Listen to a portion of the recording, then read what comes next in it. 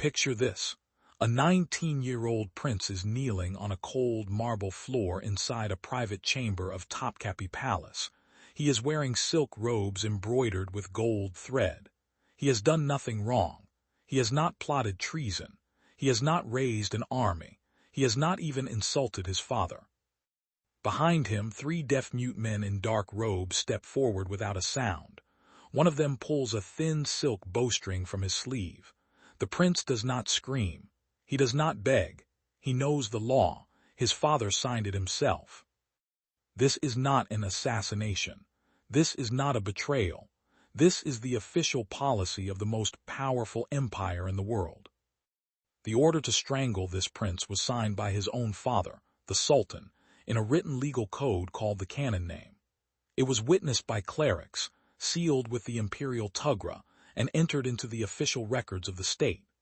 The Habsburg ambassador Augir Geislein de Busbeck, who lived in Istanbul during these decades, documented this exact terrifying practice in his diplomatic letters back to Vienna. It is a brutal reality check. The man who turned brother-killing into written law was Mehmed II, the conqueror of Constantinople, one of the most respected rulers in history. How does a man who casually orders the murder of children get remembered as a great civilizer and brilliant administrator? Before diving into these forgotten stories of cold imperial logic, consider hitting that like button and subscribing for more content like this. And please comment below to let me know where you're listening from. I find it incredible that we're exploring these dark, forgotten chapters of history together from different parts of the world, connected across time and space by our shared curiosity about the past. The bloody inheritance. Forget the silk turbans and the rose gardens for a second. The year is 1402, and the Ottoman Empire is about to commit suicide. Sultan Bayezid I, nicknamed the Thunderbolt, has just been captured by the Mongol warlord Timur at the Battle of Ankara. He is dragged away in chains and dies in captivity within months. He leaves behind 4 adult sons, each one a hardened warrior, each one convinced he is the rightful heir. There is no written rule about who inherits the throne. What follows is 11 years of pure apocalyptic civil war.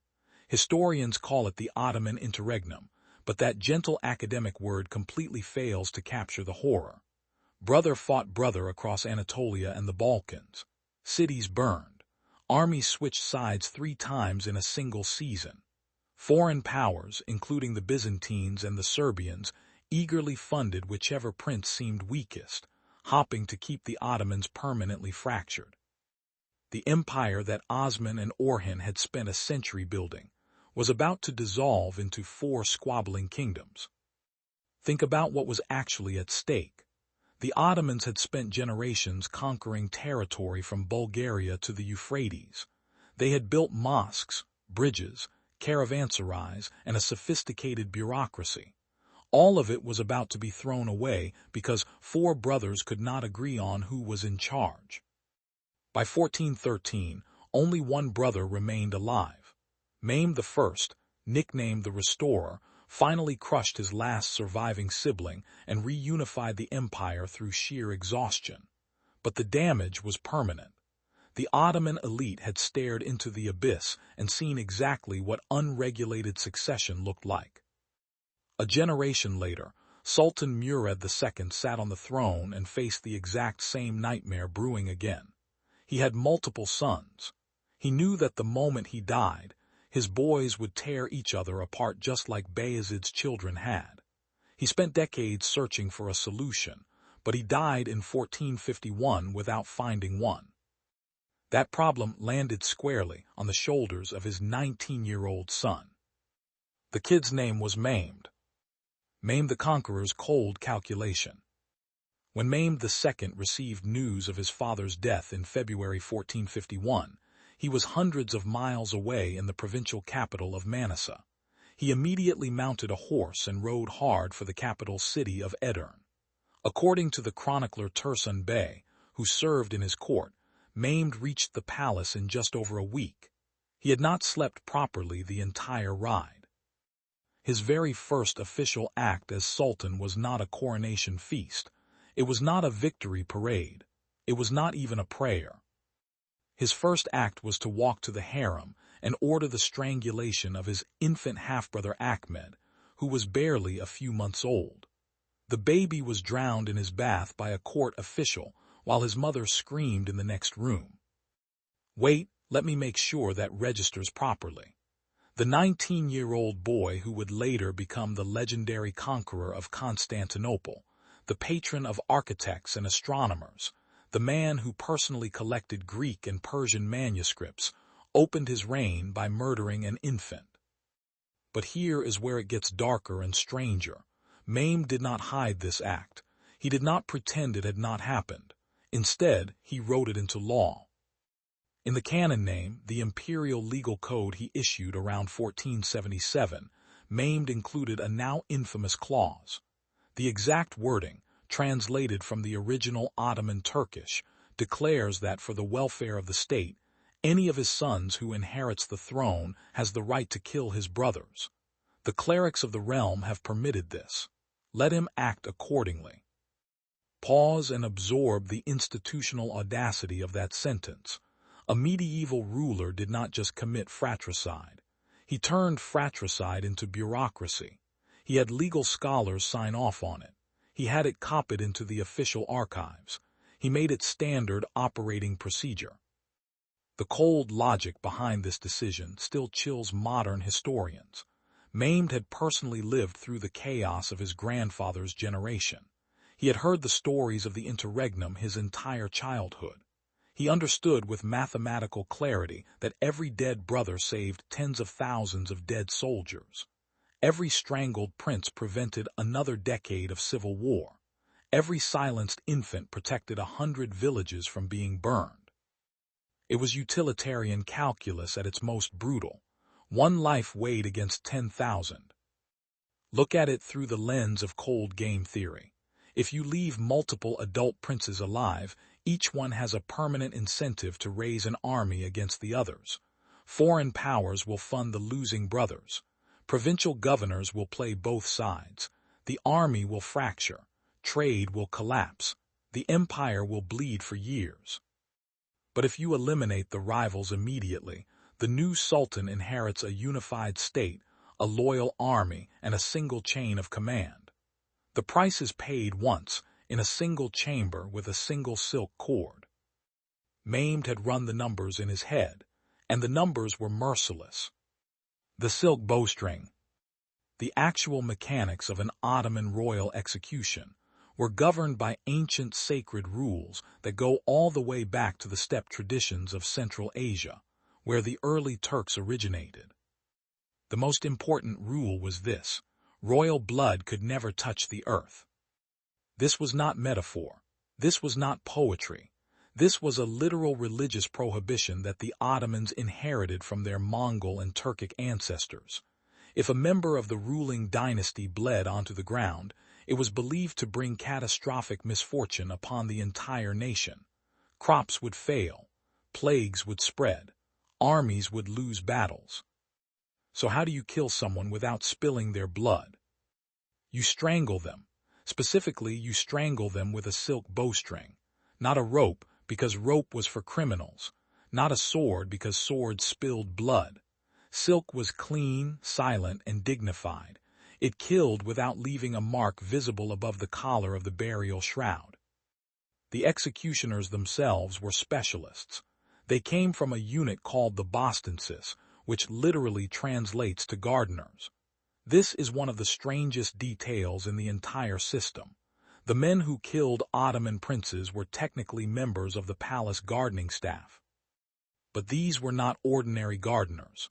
They were an elite paramilitary force responsible for guarding the Sultan's private gardens, transporting him by boat across the Bosphorus, and yes, executing condemned members of the imperial family. Many of them were deaf-mute by training or selection. They could not hear screams. They could not be bribed with whispered promises. They could not testify in court because they could not speak.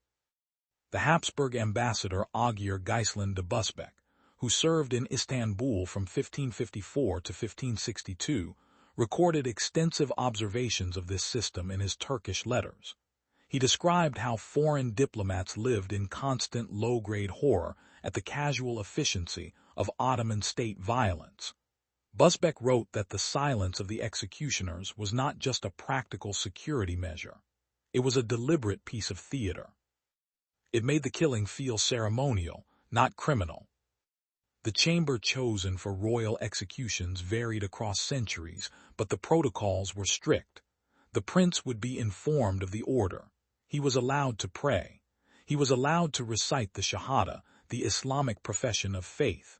He was sometimes allowed to write a final letter to his mother. Then the executioners stepped forward. The bowstring was looped around the neck. 2 men pulled it tight from behind while a third held the prince's body steady. Death came in roughly 2 minutes. The body was then wrapped in white silk, placed in a coffin, and buried with full royal honors in the family mausoleum, usually within hours. The burial protocols mattered enormously. These princes were given the full funeral rites of imperial princes. They were buried alongside their ancestors. Their names were recorded in the official genealogies. The empire mourned them publicly even as it had just murdered them privately. Honestly, picture the cognitive dissonance required to make that system function.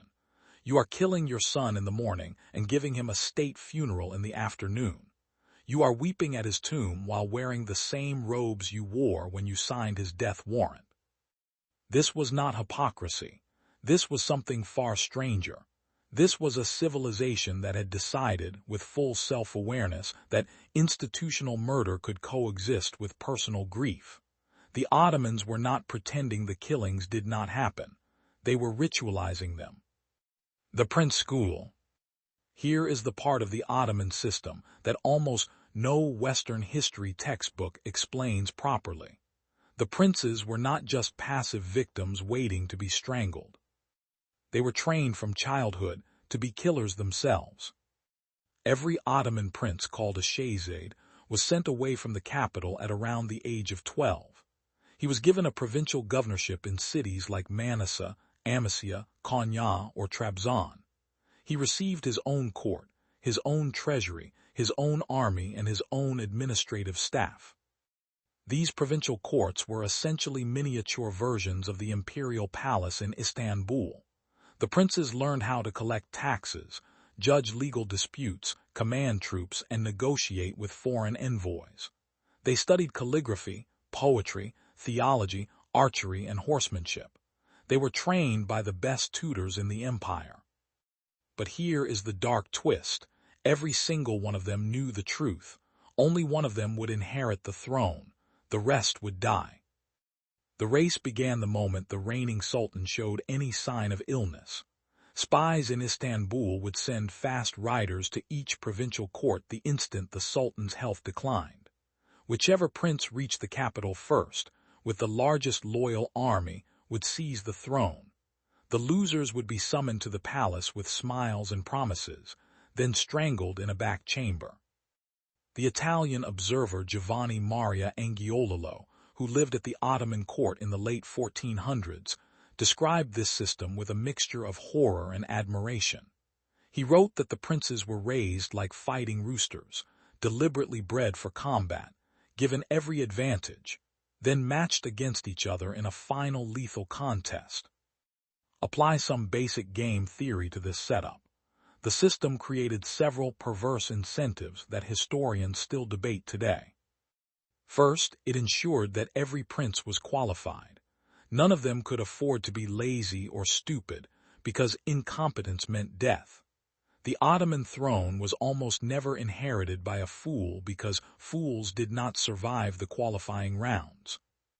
Second, it created intense political networks around each prince. The provincial governors, the local janissaries, the regional clerics, all had to choose a horse to back. Their futures depended on guessing correctly. This made Ottoman politics extraordinarily dynamic and ruthlessly meritocratic in a horrifying way. Third, it turned mothers into political operatives. This is the part that almost no one talks about. Each prince had a mother in the harem. Her entire status, her entire safety, her entire future depended on her son winning the throne. If her son lost, she would likely be exiled, demoted, or quietly killed herself. So the harem became a parallel political battlefield, where mothers schemed against mothers with the same intensity that princes campaigned against princes. The empire was essentially running a Hunger Games every single generation. The arena was the entire Ottoman state. The contestants were teenagers. The losing prizes were death. And somehow, miraculously, this system produced some of the most capable rulers in world history. Mehmed the Conqueror, Selim the Grim, Suleiman the Magnificent. All of them were forged in this brutal selection process. None of them were soft. None of them were unprepared. The horror of the system was inseparable from its effectiveness. The women who ran the empire. By the early 1500s, an unprecedented player entered the game. A captured Slavic girl from a small village in modern-day Ukraine arrived in the Istanbul harem as a slave. Her birth name is lost to history. The Ottomans called her Hurrem, which means the joyful one. Europeans called her Roxolana. She caught the eye of the young Sultan Suleiman, who would later be known as the Magnificent. What happened next broke every rule of Ottoman tradition. Suleiman fell in love with her, genuinely, completely, recklessly in love. He did something no sultan had done in 250 years. He legally married her. He freed her from slavery and made her his official wife. He gave her a private chamber in the imperial palace itself, not just in the harem. He wrote her hundreds of love poems that survive to this day. Most importantly, he listened to her.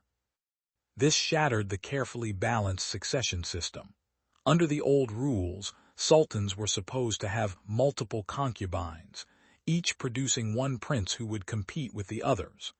The mothers were supposed to be roughly equal in power, which kept the political game balanced. Hurrem destroyed that balance. She bore Suleiman 5 children. She became the dominant political voice in his ear, and she had a problem. Suleiman already had an older son from a different mother. His name was Shahzad Mustafa, and he was widely considered the most brilliant young prince of his generation. The army loved him. The clerics respected him. The common people sang his praises. He was the obvious heir. But if Mustafa became sultan, the new law of Mehmed the Conqueror would apply. Mustafa would have to strangle every one of Hurrem's sons. All 5 of her boys would die. Hurrem could not allow that to happen. What followed was a decade-long political campaign that historians are still untangling. Hurrem allied herself with the Grand Vizier Rustam Pasha, who happened to be married to her daughter Mihrima. Together, they formed what modern political scientists would call a faction, a coordinated power bloc working inside the palace to shape the Sultan's perceptions. This is the dawn of what Turkish historians call the Kadınlar Sultanati, the Sultanate of Women. For nearly a century after Hurrem, the most powerful figures in the Ottoman state were not always the sultans themselves. They were often the queen mothers, the Valide sultans, who controlled the harem, managed the imperial finances, and whispered policy decisions into the ears of their sons. The chronicler Mustafa Ali of Gallipoli, writing in the late 1500s, complained bitterly that the women had taken over the empire. He described palace politics as a battlefield of veils and whispers, where eunuchs carried secret messages and queen mothers signed documents that emperors only pretended to write. He was not entirely wrong, but he also could not see the full picture. The women were not destroying the empire. They were adapting to a system that had given them no other options. When the official rule is that your sons will be murdered by their brothers, you do whatever you have to do to keep your children alive. Hurrem's campaign against Shahzad Mustafa is one of the most carefully studied examples of palace politics in world history. She did not openly attack him. She did not accuse him of treason directly. Instead, she planted small, persistent doubts in Suleiman's mind over many years. Was Mustafa becoming too popular with the army? Was he meeting with foreign envoys? Was he accepting gifts from the Persians? Was he positioning himself to seize the throne before his father even died? None of it was true. All of it sounded plausible. By 1553, the trap was ready to spring. The execution of Shahzad Mustafa. In the autumn of 1553, Suleiman the Magnificent was leading a massive military campaign against the Safavid Persians in eastern Anatolia. The imperial army was camped near the town of Eregli, a dusty settlement on the road to Aleppo. Shahzad Mustafa was summoned to his father's tent. He arrived on horseback, escorted by his own small retinue. He was 38 years old, in the prime of his life, beloved by the Janissaries who had served alongside him in previous campaigns. He had been told that his father wanted to discuss strategy. Mustafa entered the tent. He was wearing white robes. According to the eyewitness account written by Agyar Geislin de Busbecq, who interviewed survivors of the event years later, Mustafa walked in calmly, expecting to be promoted to a position of higher command. Inside the tent, 7 deaf-mute executioners were waiting in silence. Suleiman himself watched from behind a curtain. What happened next is one of the most controversial scenes in Ottoman history. Mustafa fought back. He was a trained warrior, physically powerful, and he immediately understood what was happening. He nearly broke free of the first 2 executioners. He shouted for help, but the tent had been positioned far from the rest of the camp, and his cries did not carry. Eventually, they brought him down. The silk bowstring did its work. The prince who would have been one of the greatest sultans in Ottoman history died on the carpet of his own father's tent. Suleiman watched the entire thing. He did not speak. This was not an isolated political assassination. This was the most powerful sultan in Ottoman history, the man who built the Süleymaniye Mosque, the patron of the architect Sinan, the ruler whose armies reached the gates of Vienna, personally ordering the death of his own most talented son. Why? The official justification, circulated through court chroniclers afterward, was that Mustafa had been plotting to overthrow his father. The evidence was supposedly a letter intercepted from the Persian Shah congratulating Mustafa on his imminent rise to the throne. But here is where modern critical thinking has to step in. The letter has never been authenticated. No copy survives in the imperial archives. The story of its existence comes entirely from sources allied with Hurrem and Rustam Pasha. Multiple modern historians, including Leslie Pearce in her landmark study, The Imperial Harem, have concluded that the letter was almost certainly a forgery designed to give Suleiman an excuse he wanted to believe. The colder, darker explanation is that Mustafa was killed because he was too popular. The system did not punish only treason. It punished excellence. A prince who was too beloved became a threat by definition, because the army might decide it preferred him to his aging father. Think about that for a moment. In the Ottoman system, being a brilliant, charismatic, capable heir was itself a death sentence. Mediocrity was safer than greatness. The army mourns, the empire shakes. The news of Mustafa's execution spread through the camp within hours. The reaction was catastrophic. The Janissaries, the elite infantry corps that had loved Mustafa as one of their own, rioted. They smashed cooking pots. They refused to eat. They threw stones at the tents of the senior officials they blamed for the killing. They demanded the dismissal of Rustam Pasha, the Grand Vizier who had orchestrated the conspiracy. Suleiman was forced to publicly fire Rustam Pasha to calm the troops. Rustam was sent into a brief retirement, though he was quietly reinstated less than 2 years later when the army's anger faded. But the deeper damage could not be undone. The empire's poets, who functioned as the social media commentators of their era, exploded with rage and grief. The most famous response came from a poet named Tashlikali Yahya, who wrote a devastating elegy called the Mustafa Mersiyesi, the Lament for Mustafa. The poem openly accused Hurrem and Rustam Pasha of murdering the rightful heir. It called the assassination a stain that would never wash off the Ottoman dynasty. Yahya should have been executed for writing it. Sultans had killed poets for far less, but the public mood was so volatile that Suleiman could not move against him.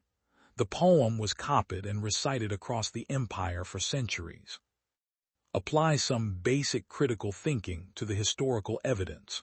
Was Mustafa actually plotting against his father? Every modern scholarly analysis says no. The Persian letter was almost certainly fabricated. Mustafa had multiple opportunities over the years to raise an army against Suleiman, and he never did. He had remained loyal even when his political position was clearly deteriorating. He had walked into his father's tent unarmed, with no bodyguards, because he genuinely believed he was being summoned for a military discussion. He was not a traitor. He was a victim of the most successful palace conspiracy in Ottoman history. But here is the deeper, more uncomfortable truth. Even if Mustafa was completely innocent, the system that killed him was not necessarily wrong. Think about the alternative. If Suleiman had spared Mustafa, the prince would eventually have inherited the throne and strangled all 5 of Hurrem's sons under the very same law that maimed the conqueror had written. 5 dead princes instead of 1. The mathematics of imperial murder is never clean. The chronicler Mustafa Ali, writing decades later, captured the haunting moral paradox perfectly. He wrote that the Ottomans had built a system where every choice was a wound. To kill the heir was a wound. To spare the heir was a deeper wound waiting to happen. The throne was not a seat. It was a knife pointed in every direction at once. The system worked. It also destroyed everyone who touched it. The cage replaces the bowstring. By the early 1600s, the psychological cost of the fratricide system had become unbearable. Sultans were ordering the deaths of dozens of children with each new succession. When Mehmed III took the throne in 1595, he had 19 of his brothers strangled on a single afternoon. Some of them were toddlers. The bodies were buried together in a single mausoleum that still stands in Istanbul today. The public response to that massacre was different from previous executions. Ordinary Ottomans in markets and mosques across the empire openly questioned whether the law had gone too far. Foreign ambassadors wrote home in shock. Even the clerical establishment, which had supported fratricide for over a century, began to waver. In 1603, a 14-year-old boy named Ahmed inherited the throne. Sultan Ahmed I was sensitive, religious, and reportedly traumatized by the killings he had witnessed in his own family.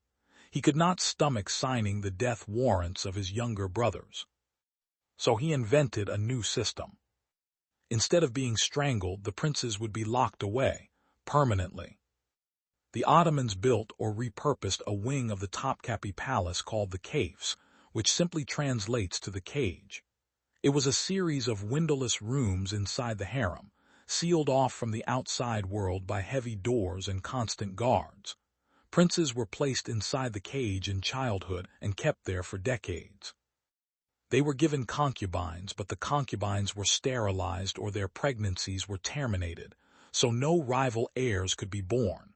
The princes were given tutors, but only on safe subjects like calligraphy and theology. They were given food, clothing, and entertainment, but they were not allowed to leave. Ever. Some princes spent 40 years inside the cage, some spent more. On paper, this seemed merciful. The princes were not killed. The empire was no longer murdering its own children. But apply some cold game theory to the actual consequences. The system that replaced fratricide created its own catastrophe. When a sultan died, his successor was pulled out of the cage and placed on the throne. This new sultan had often never met a foreign diplomat, never commanded an army, never managed a province, never even walked through an ordinary street. He had spent his entire adult life in a few rooms. The results were predictable and devastating. Sultans began emerging from the cage with severe psychological damage. Some were paranoid. Some were intellectually stunted. Some were genuinely insane. Sultan Mustafa I was so disturbed by his decades of isolation that he was deposed twice for mental incapacity. Sultan Ibrahim, nicknamed Ibrahim the Mad, behaved so erratically after his release that the empire's ruling council eventually had him strangled in 1648. The old system had produced brilliant, ruthless sultans because it forced the princes to compete in the real world. The new system produced broken, traumatized sultans because it locked them away from any real experience. The Ottoman Empire began its long, slow decline in roughly the same century that the cage replaced the bowstring. Historians still debate the exact causes, but most agree that the quality of imperial leadership collapsed during this period. Sometimes the brutal law was the better law. That sentence is uncomfortable to write. It is even more uncomfortable to read. But the historical evidence is difficult to ignore. The old system, for all its horror, produced rulers who could actually rule. The new system, for all its apparent mercy, produced rulers who could barely function.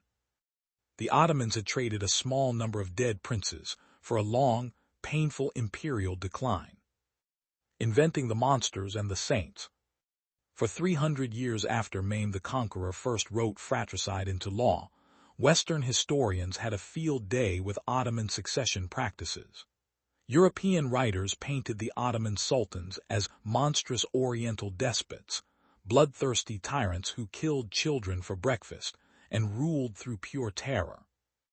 These accounts shaped how the entire Western world understood the Ottoman Empire. They still shape popular perceptions today. When most modern audiences think of Ottoman sultans, they picture turbaned villains ordering executions while reclining on silk cushions. Now let us apply some basic critical thinking to that image. What were European monarchs doing during the exact same centuries? Henry VIII of England executed 2 of his wives, several of his closest advisors, and roughly 70,000 of his own subjects during a 38-year reign. He killed his most trusted minister, Thomas Cromwell, on fabricated charges. He destroyed the careers and lives of anyone who disagreed with him on religious matters. The Borgia family in Italy, including Pope Alexander VI and his son Cessia, poisoned cardinals, strangled rivals, and arranged the assassinations of family members with such casual frequency that the Vatican itself became a war zone. Ivan IV of Russia, nicknamed Ivan the Terrible, personally beat his own son to death with an iron-tipped staff during an argument. He massacred the entire city of Novgorod, killing tens of thousands of his own subjects on suspicion of disloyalty. The Spanish Habsburgs killed cousins, imprisoned siblings, and married within their own family so aggressively that they produced kings physically incapable of ruling. The French Valois dynasty butchered Protestants by the thousands during the St. Bartholomew's Day massacre, an event organized by the Queen Mother herself. Across early modern Europe, royal families were drowning in their own blood.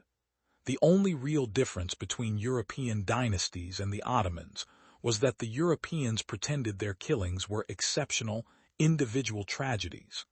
The Ottomans were honest enough to admit that succession violence was systematic and built it into law. The Ottomans were not more brutal than their European contemporaries. They were just more transparent. They were the world's first bureaucratic killers, and history punished them for the paperwork. Consider the propaganda machine that shaped Western perceptions. European travelers who visited Istanbul, like Busbek and Angiolillo, wrote vivid accounts of Ottoman court violence. These accounts were then translated, exaggerated, and republished across Europe for centuries. Meanwhile, the equivalent violence inside European courts was systematically minimized in domestic histories. By the 19th century, when the Ottoman Empire was weak and Europe was strong, this propaganda hardened into received truth. The Ottomans became the eternal villains of world history, the cautionary tale of Eastern despotism. Their accomplishments in architecture, law, science, and administration were quietly forgotten. Their executions were obsessively remembered. We build statues of flawless heroes because reality is deeply uncomfortable. We invent monstrous villains for exactly the same reason. The historical Ottomans were neither saints nor monsters. They were cold, brilliant accountants who looked at the chaos of unregulated royal succession, calculated the cost in human lives, and decided that a few strangled princes were preferable to a few 100,000 dead soldiers. They were wrong about many things. The fratricide law eventually corrupted into the cage, which destroyed the empire from within. The system that prevented civil wars also produced the conditions for imperial decline. But they were not wrong about the underlying mathematics.